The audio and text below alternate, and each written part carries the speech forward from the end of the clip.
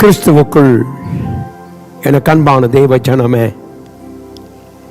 இந்த அதிகாலை வேளையிலே தேவனை நாம் அறிந்து ஆராதிக்க கர்த்தர் நமக்கு கொடுத்த நல்ல புதிய ஜீவனுக்காய், புதிய காரியத்துக்காய் கர்த்தருக்கு நன்றி செலுத்துவோம். அவர் மாறாத கிருபை, அவருடைய கனம் எல்லாமே நமக்கு முன்பாக கர்த்தர் வைத்திருக்கிறபடியினாலே நாம் அவரை ஆராதித்து தொழுது கொள்ள கர்த்தர் நமக்கு உதவி செய்கிறார்.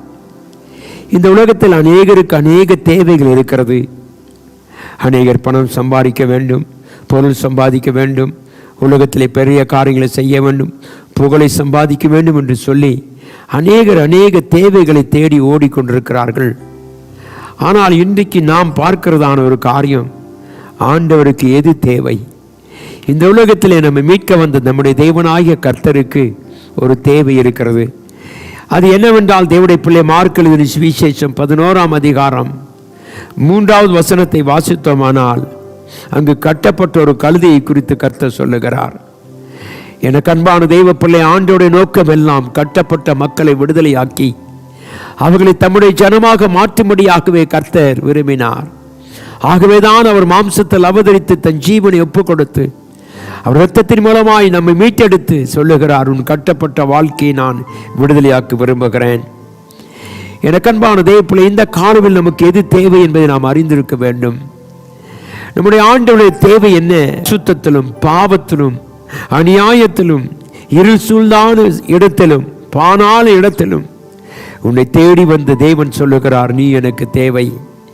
எனக்கு அன்பான தெய்வ பிள்ளையே, இந்த கால வெள்ளை கர்த்தர் நம்மை விடுவித்தார்.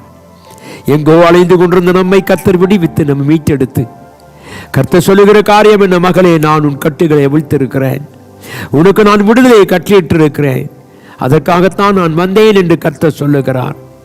இன்றைக்கு அவருக்கு ஒரே ஒரு தேவை, தெய்வ ஜனங்கள் அவரை ஆராதிக்கும்படியாய் நம்முடைய கட்டுகளை கர்த்தர் அறுத்திருக்கிறார். ஆகவேதான் நம்முடைய கட்டுகளை அறுக்கப்பட்ட நம்ம தேவனை நாம் சார்ந்திருக்க வேண்டும். ஆகவே தேவனுடைய பிள்ளையே, இந்த காலை வெள்ளை கர்த்தாவே, நீர் எங்களை கட்டுகளை அறுத்து நாங்கள் பாலான இடத்திலிருந்து எங்களை எடுத்து வந்து பாலும் தேனும் ஓடுகிற தேசத்துக்கு கர்த்தாவே நீர் எங்களுக்கு வாக்கு பண்ணி அழைத்து செல்லுகிறதுக்காய் ஸ்தோத்திரம். தேவனுடைய பிள்ளை, நம்முடைய கட்டுகள் எல்லாம் கர்த்தர் அறுத்திருக்கிறார். முதலாவது நம்முடைய கட்டுகள், நம்முடைய மீறுதல்களை கர்த்தர் கட்டவிழ்த்திருக்கிறார். யோபின் புஸ்தகத்தை வாசிக்கும் பொழுது நம்ம மீறல்கள் அநேகமாக இருந்தது. நாம் தேவனை விட்டு வெகு தூரம் போயிருந்தோம். ஆனால் தேவனாய கர்த்தர் நம்மை கட்டவிழ்த்து கர்த்தர் தம்முடைய சொந்த பிள்ளையாய் மாற்றியிருக்கிறார். என் இரத்தத்தால் மீட்டெடுத்தேன் என்று சொல்லுகிறார். யாராலும் கட்டவிழ்க்க முடியாத கட்டுகளை சாத்தான் நம்முடைய வாழ்க்கையிலே போட்டிருந்தான். பாவத்தின் கட்டுகள், அநியாயத்தின் கட்டுகள், இருளான கட்டுகள், பலவிதமான சூழலில் கட்டுகள் இருந்த நம்மை இயேசு கிறிஸ்து கட்டவிழ்த்தார். ஆகவேதான் தேவனாய் கர்த்தர் சொல்லுகிறார், நீங்கள் போய் ஆண்டவருக்கு தேவையாக இருக்கிற அந்த கழுதையை அழைத்து கொண்டு வா என்று சொன்னார். தெய்வ பிள்ளையே, கட்டப்பட்ட உன்னை கர்த்தர் விடுதலையாக்கி இருக்கிறார். உன்னுடைய வாழ்க்கையில் எத்தனை நன்மைகளை செய்திருக்கிறார். நீ சொல்ல வேண்டியதெல்லாம், கர்த்தாவே, நாங்களும் உம்முடைய பிள்ளைகளாக இருந்து உம்முடைய நாமத்தை அறிவிக்க எங்களுக்கு உதவி செய்ய சொல்லி கேட்போம். ஆகவேதான் தேவனுடைய பிள்ளையை, நம்முடைய பாவ கயிறுகளால் கட்டப்பட்டது நம்மை கர்த்தர் விடுதலையாக்கினார். நம்மை முற்றிலுமாய் ஆசீர்வதிக்க விரும்பினார். நம்முடைய ஆத்துமா அவருடைய ஆதரவிலே கட்டப்பட்டிருக்கிறது. இன்றைக்கு சொல்லுவோம், கர்த்தாவை, எங்கோ அலைந்து கொண்டிருந்த எங்களை தெரிந்தெடுத்து எங்கள் கட்டுகளை அறுத்து கர்த்தாவை உம்முடைய பிள்ளையாய் மாற்றிருந்த ஸ்தோத்திரம்.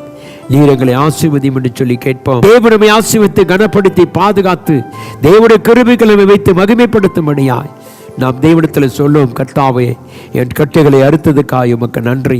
ஆண்டவரே, என் பாவங்களை மன்னித்ததுக்காய் ஸ்தோத்திரம்.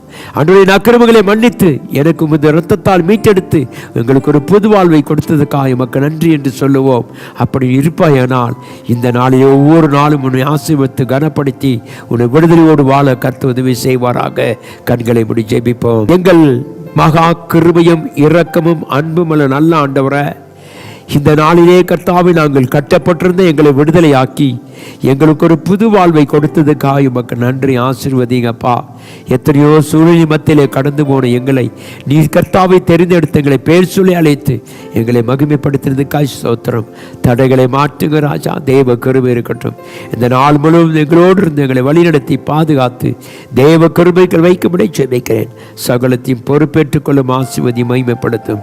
இயேசு கிறிஸ்துவின் வல்லமையுள்ள நாமத்தில் ஜெபிக்கிறேன் எங்கள் அன்பின் நல்ல பிதாவே. ஆமென்.